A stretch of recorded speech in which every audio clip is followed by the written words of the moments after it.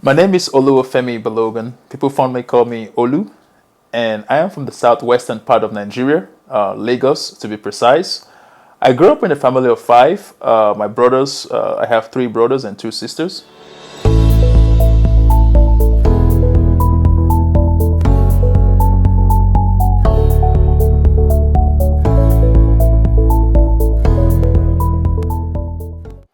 And my mother, actually, she was a single mother because I lost my dad at the age of, I was just 9 years old when my dad passed away. And pretty much my mother, she get into business. She do all kind of business for her to survive. And oftentimes she get us involved in that business activities too. So we got to all learn how to sell and buy from a very young age. And pretty much our family business is at least by the time that I get to be older, our family business become a fish business where we receive import and export of goods, from our port authority, and we resell it, to the market women, that goes and sell it to retailers and consumers at home. When I was about 15 years old, I actually got heavily involved in our family business. I was almost the one in charge of that business. And oftentimes, because the business is a very high risk business, because some of our goods, could get spoiled because we don't have constant electricity. So that was an issue. And one of the things my mother tried to do is to make as much profit, per cartons of what we sell. But when I got involved, I had to kind of change, the whole dynamics together. That we shouldn't try to make as much profit per cartons, but we should almost sell it as quick as we can. So to have a high turnover of our inventory. So as a young man, about 15 years old, working in this family business, a difficult business to deal with because we have to deal with customers all the time. So one of the things that I kind of implemented is, okay, instead of making like a 200 naira, per carton, which in American dollar is like a dollar, per carton, I decided that, okay, we're only going to make 20 cent, which is like 50 naira, our money, so that we can have a high turnover, and so that we don't get to keep a lot of goods that sometimes we get spoiled. And in a way, my mother was impressed with that. And this is what I had to do, when I got involved in the business. Growing up in Africa for me is no different than growing up here in America. The things that we enjoy doing, just like a little kid for me is playing soccer on the streets. We spend a lot of time playing soccer. We spend a lot of time, in the summertime in particular, because people don't know that we also have different weather, even though we don't have the real cold one, but we also have the Harmattan season, which is a little bit colder. But we just play, we just play. We play soccer. We play like under the rain when the rain is falling really heavy. We really like to interact and really play within our neighbors.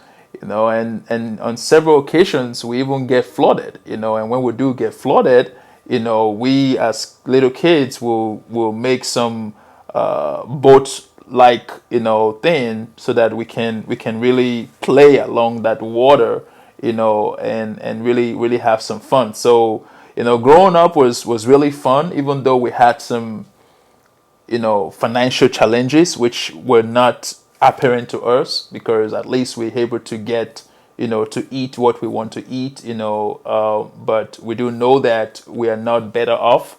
We continue to help the family business to grow, because we know that we have a single mother that is raising 6 children at home, so we have to do what we can. What brought me to America? Well, I really came to America to further my education, to continue to go to college after I finished my high school back in Nigeria. So I came here. I was given the opportunity to have my residency and also have a quality education. So I started off that at Kingsborough Community College, back in Brooklyn. And then I further continued my education at the university at Buffalo, the State University of New York. That's where I completed my degree in philosophy. And thereafter afterwards, I later went back to the school at the University of Texas to complete my master's of business administration. And that's what really brought me to America, and that's the reason why I'm where I am today. My work experience in America so far has really been awesome. I think my first work experience that I had straight out of college after my bachelor's degree was working at the YMCA camp. And working at the YMCA camp, I really learned a lot about leadership, about being around the youth. Which gives me a new sense of mentoring and giving back to the youth. That's one of the experience I had working at the YMCA camp. And then right after that, I was able to move now to Texas, where I began to I actually joined the military. I joined the military, afterwards, and I did 8 years with the military. That's part of my leadership. That's where I developed my leadership abilities, with 8 years as a military veteran. And all of that experience brought me to Texas, where I further had my master's degree in business, MBA, and then I joined the investment, to work for TD Ameritrade. So I worked for TD Ameritrade for about a year and a half. Afterwards, I found myself working also for USAA, after I transit from TD Ameritrade. So thereafter, USAA sold their investment platform. So I was able to cross over to Chase, to work there as a financial service personnel as well. I was able to pick up all my license, to be able to do investment proper and manage people's property, I say property portfolios. So basically, that's some of the things that I've done. I'm honestly much proud of my job as a military veteran and also at working at the YMCA camp, because I learned a lot about dealing with people and building people up. So that's my experience so far. So the question was asked, why did I, invent this game? To me, that came from a very personal place, right? I lost my dad, like I said before, at the age of 9 years old. And my dad happens to be that person in my life that always talked to me about life, and always try to get me to engage in things that is very meaningful about life. And so when he passed away, I didn't have nobody like that in my family. Like I told you before, I was raised by a single mother, with six children, so she was really busy. So as a young man, I began to reflect a lot about life, and the meaning and how to live a purposeful life. And so I began to kind of, as I engage in life, I became very reflective, and I began to read a lot of books, just to really help my mind, to grow and develop. And when I have happened to have the opportunity to come to America, I also went through college, have a degree in philosophy, and go through all of those experiences, but there's this common thing that keep coming back to me, because I also play a game of Monopoly at a young age, and playing that game, I realized that there's something that we can really put together that could give people the ability to have fun and also be able to learn as well. So that's why I put together this card game that I strongly believe is going to really help people to communicate better and also find meaning in their lives. So that's the reason why I created this game, to really help to bring teams of people together to really learn and grow together. So it's a team building. So I really invent this game for team building and other emotional intelligence piece of it. The question is, who is this card game geared towards? For me, ideally, I believe this card game is geared towards three categories of people.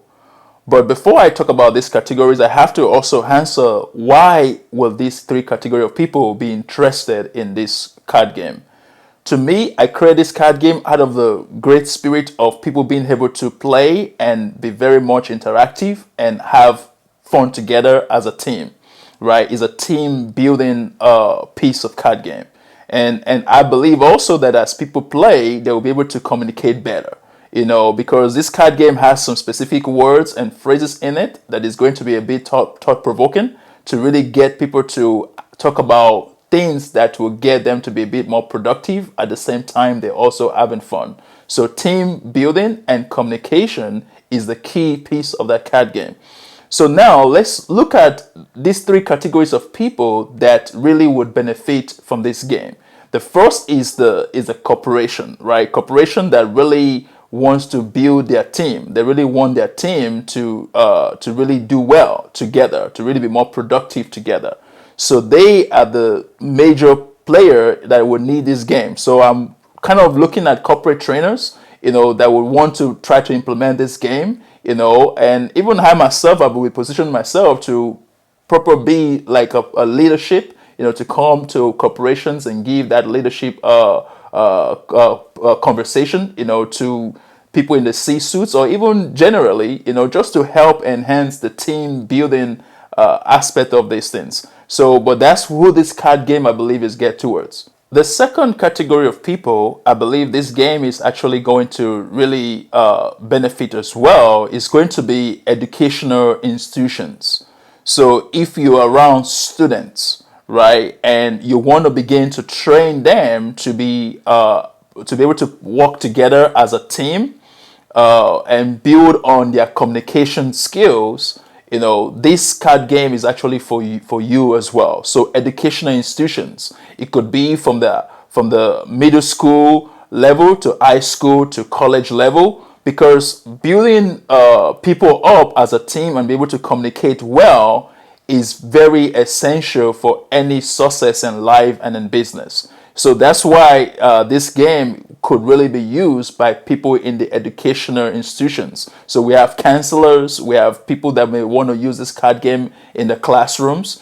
There's the second categories of people that I think could really use this game as well. And the number three people that I think would really use this game are the parents. These days we have some parents that is just looking for ways to help to better communicate, to their young ones, to their teens, from the age of 8 years old. They will be able to articulate, and be able to comprehend some of the words and phrases that is in this card game to really have this conversation to build, rapport or team among their kids, and also help them to communicate better.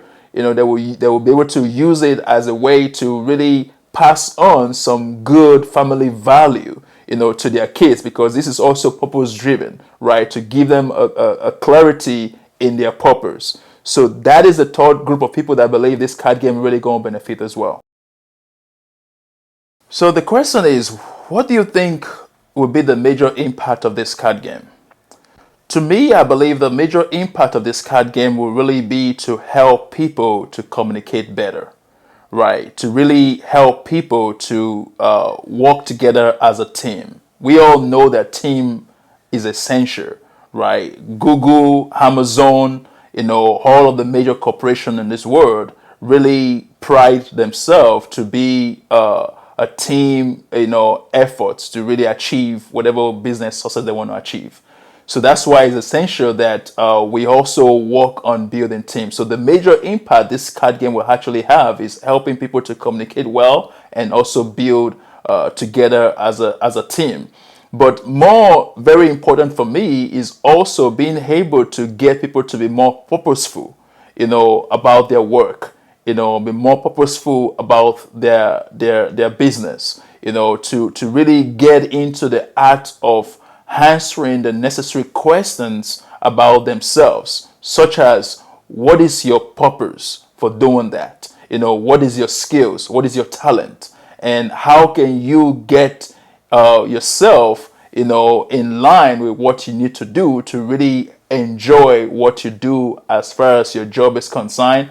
And we can even make that as broad into other specific simple activities that we do in our lives, because if you could figure out a purpose of a thing, if you could figure out the likely problems you're going to face in that thing and find a way to fix that problem, you figure out when you will feel fulfilled, that would really help, and then you figure out, the plan that you have to be able to achieve that, and then you go out there and you perform it.